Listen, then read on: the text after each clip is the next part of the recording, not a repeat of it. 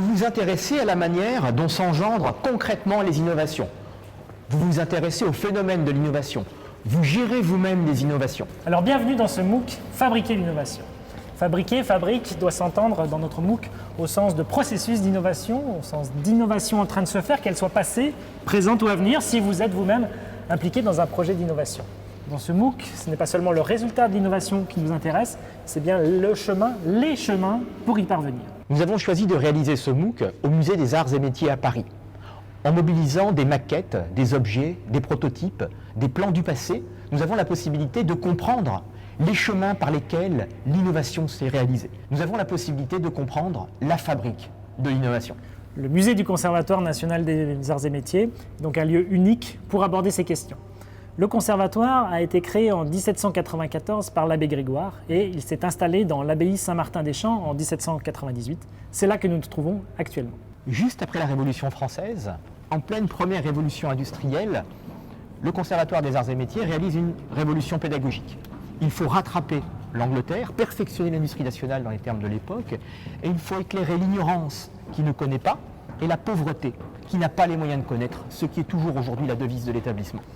Le conservatoire fut d'emblée un lieu, le lieu de l'innovation pédagogique, réunissant en un même lieu maquettes et machines.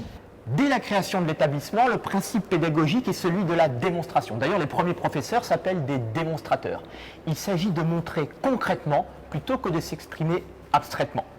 Le mot conservatoire signifie d'ailleurs, comme les conservatoires de musique aujourd'hui, lieu d'apprentissage par les pratiques. La démonstration est donc dans l'esprit de l'établissement depuis ses origines.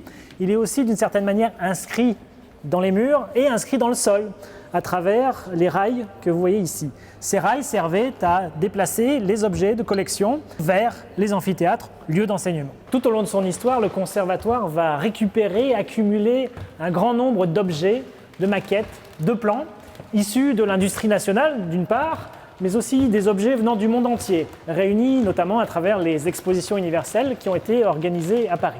Au fil du 19e siècle, au fil du 20e siècle, c'est un nombre considérable d'objets témoins du meilleur état de l'art de leur époque qui sont réunis ici dans ce conservatoire et dans ce musée. Plus de 200 ans d'innovation, près de 5000 objets à voir in situ dans ce musée et en fait 80 000 objets inclus dans les réserves du musée des arts et métiers. Dans la seconde partie du XIXe siècle, l'église dans laquelle est installé le conservatoire a été transformée en une grande salle des machines. En termes contemporains et anachroniques, c'est un véritable Fab Lab. Répondant à sa mission d'expertise à destination des pouvoirs publics et du monde industriel, le conservatoire met à disposition un équipement complet de machines hydrauliques, machines à vapeur, appareils de mesure pour tester produits et procédés. Les présentations ont un côté spectaculaire et la foule se presse le dimanche pour assister d'un côté aux conférences organisées au conservatoire et d'un autre au ballet des machines en mouvement dans l'église. À une époque où la technique et la grande industrie fascinent bon nombre de contemporains, le conservatoire est un passage obligé. Alors précisons maintenant les trois principaux objectifs de ce MOOC. Premièrement, comprendre les conditions du passage de l'invention à l'innovation, deux termes que nous allons préciser dans un instant. Deuxième point, comprendre les processus d'innovation dans leur dimension d'organisation, comment collaborer pour innover, dans leur dimension de raisonnement créatif, comment s'engendrent des idées nouvelles et dans l'analyse de la valeur, comment donner, créer une valeur d'objets, de services qui n'existent pas encore.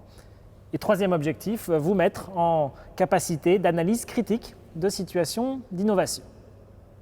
Alors quelques mots, comme nous y invitait Loïc, sur la définition et la relation entre l'invention et l'innovation. C'est l'économie industrielle qui, au cours du 19e puis du 20e siècle, va clarifier ces définitions.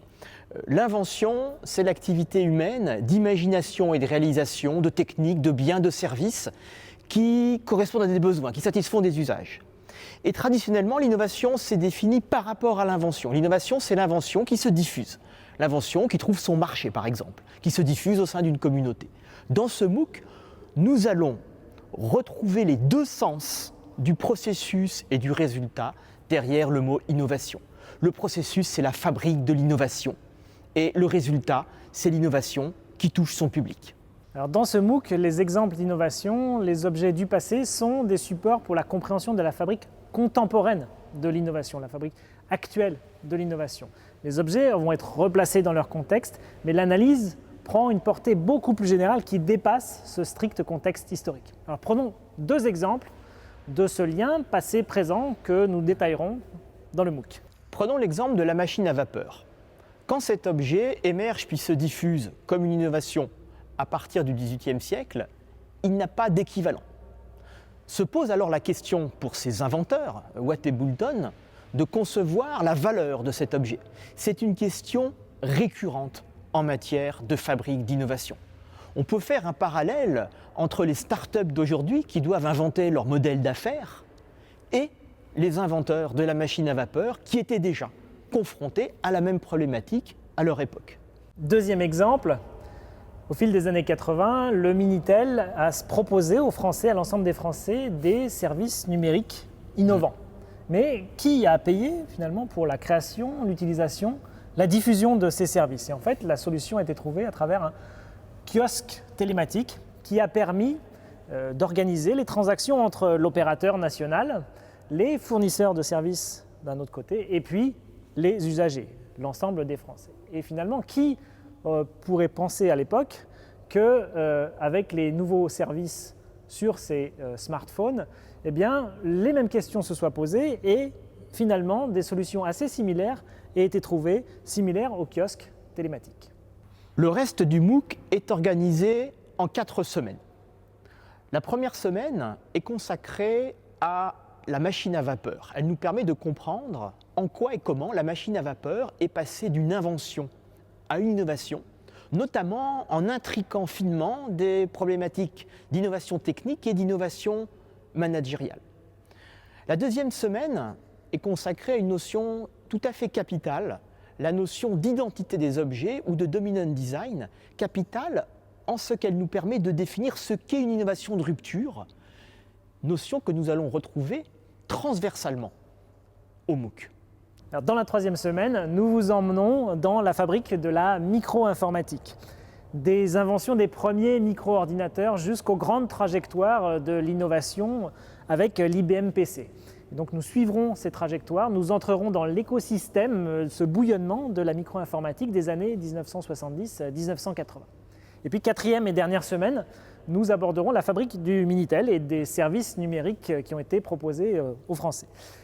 Nous entrerons à la fois dans les aspects techniques de mise en place du réseau, de l'interface elle-même du cube Minitel et bien sûr dans le détail du kiosque télématique, ce modèle d'affaires innovant inventé avec le Minitel qui a permis ce développement et cette généralisation des services numériques.